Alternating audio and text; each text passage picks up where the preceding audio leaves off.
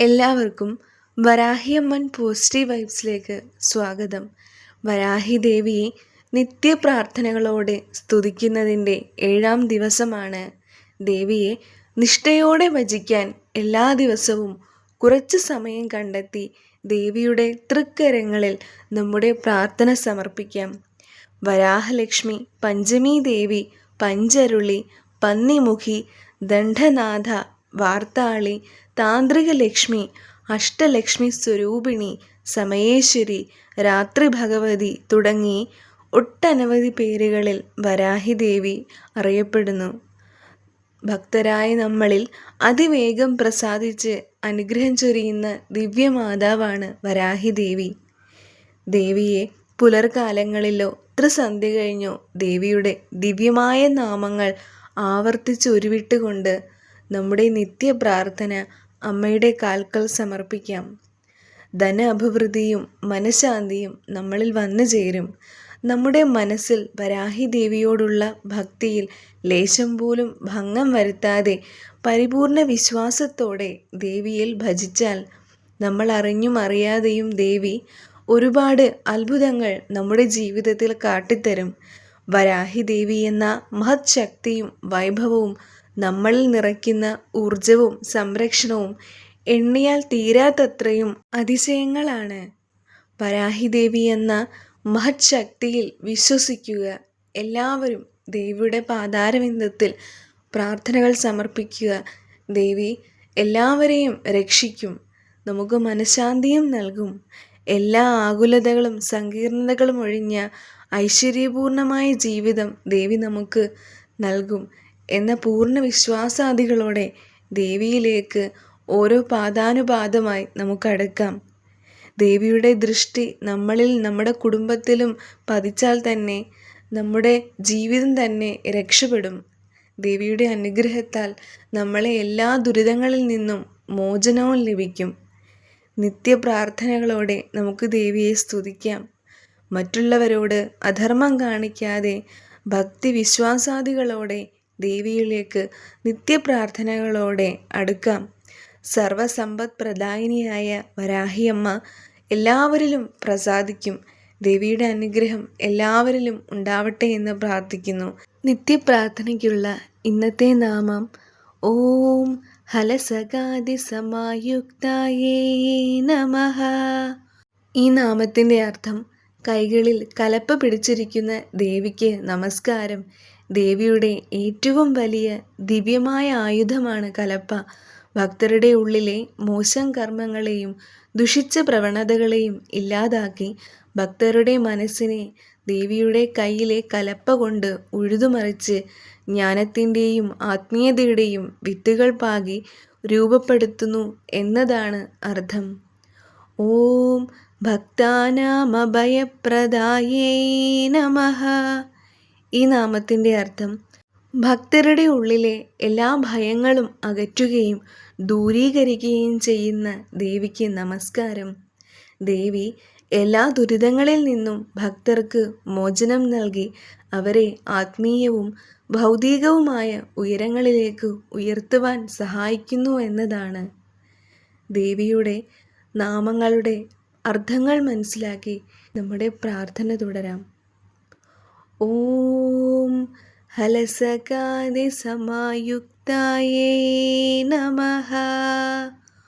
ഓം ഭക്താനാമഭയപ്രദായേ നമഃ.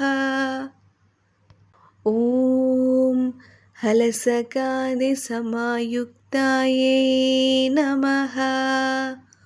ഓം ഭക്താനാമഭയപ്രദായേ നമഃ. ഓം ഹലസകാതി സമായുക്തായേ നമഃ. ഓം ഭക്താനാമഭയപ്രദായേ നമഃ. ഓം ഹലസകാതി സമായുക്തായേ നമഃ. ഓം ഭക്താനാമഭയപ്രദായേ നമഃ. ഓം हलसकादिसमायुक्तायै नमः। ॐ भक्तानामभयप्रदायै नमः। ॐ हलसकादिसमायुक्तायै नमः। ॐ भक्तानामभयप्रदायै नमः। ॐ हलसकादिसमायुक्तायै नमः। ॐ भक्तानामभयप्रदायै नमः। ॐ हलसकादिसमायुक्तायै नमः। ॐ भक्तानामभयप्रदायै नमः। ॐ हलसकादिसमायुक्तायै नमः। ॐ भक्तानामभयप्रदायै नमः। ॐ हलसकादिसमायुक्तायै नमः। ॐ भक्तानामभयप्रदायै नमः। ॐ हलसकादिसमायुक्तायै नमः। ॐ भक्तानामभयप्रदायै नमः। ॐ हलसकादिसमायुक्तायै नमः। ॐ भक्तानामभयप्रदायै नमः। ॐ हलसकादिसमायुक्तायै नमः। ॐ भक्तानामभयप्रदायै नमः। ॐ हलसकादिसमायुक्तायै नमः। ॐ भक्तानामभयप्रदायै नमः। ॐ हलसकादिसमायुक्तायै नमः। ॐ भक्तानामभयप्रदायै नमः। ॐ हलसकादिसमायुक्तायै नमः। ॐ भक्तानामभयप्रदायै नमः। ॐ हलसकादिसमायुक्तायै नमः। ॐ भक्तानामभयप्रदायै नमः। ॐ हलसकादिसमायुक्तायै नमः। ॐ भक्तानामभयप्रदायै नमः। ॐ हलसकादिसमायुक्तायै नमः। ॐ भक्तानामभयप्रदायै नमः। ॐ हलसकादिसमायुक्तायै नमः। ॐ भक्तानामभयप्रदायै नमः। ॐ हलसकादिसमायुक्तायै नमः। ॐ भक्तानामभयप्रदायै नमः। ॐ हलसकादिसमायुक्तायै नमः। ॐ भक्तानामभयप्रदायै नमः।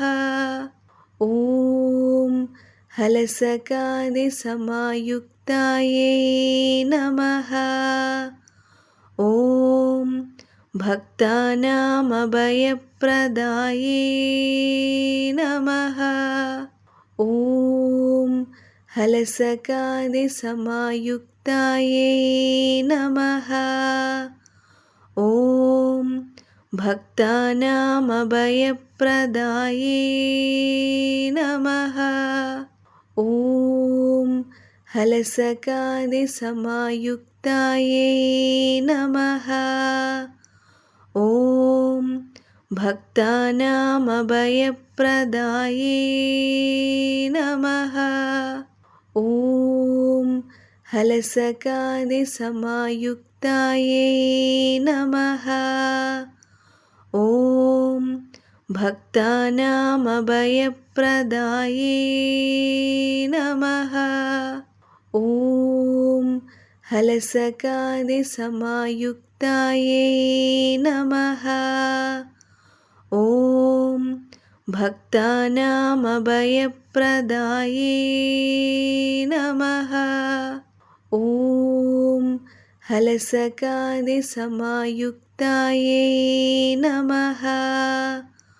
ॐ भक्तानामभयप्रदाये नमः।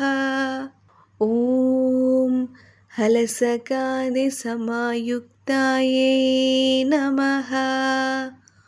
ॐ भक्तानामभयप्रदाये नमः। ॐ हलसकादिसमायुक्तायै नमः।